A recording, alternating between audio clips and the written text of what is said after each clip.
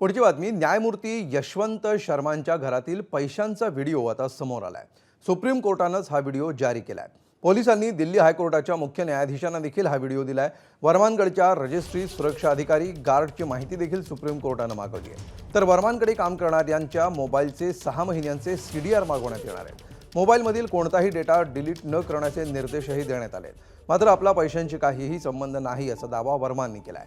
तसंच सकृतदर्शनी माझ्या विरुद्ध कट केल्याचं दिसतंय असंही न्यायमूर्ती वर्मा यांचं म्हणणं आहे।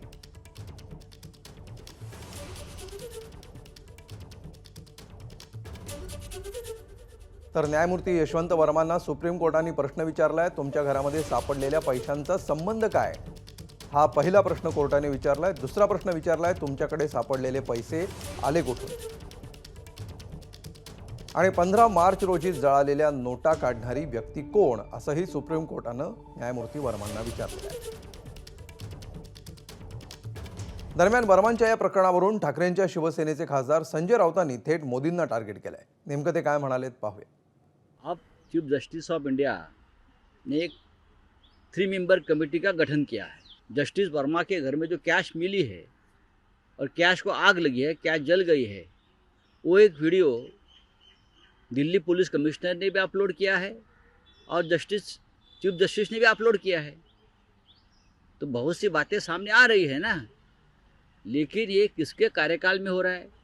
न खाऊंगा न खाने दूंगा कहने वाले नरेंद्र मोदी जी के समय में इस प्रकार से हमारी जुडिशियरी में एक जज के घर में इस प्रकार से 15-15, 20-20 करोड़ मिल रहा है। लगता है कि एक दिन की कमाई है।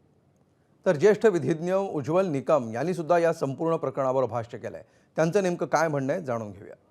सामान्य माणसाचा त्या देशाचा नाण्यावरती विश्वास असला पाहिजे आणि सामान्य माणसाचा त्या देशातील न्यायव्यवस्थेवरती विश्वास असला पाहिजे। याच्यातील एकावरचाही विश्वास जर सामान्य माणसं कमी झाला तर त्या देशात अराजकता येऊ शकते। आणि म्हणून आजही लोकांच्या मनात शेवटचा आशेचा किरण न्यायपालिका, न्यायव्यवस्था आहे। ABP माझा, उघडा डोळे बघा नीट।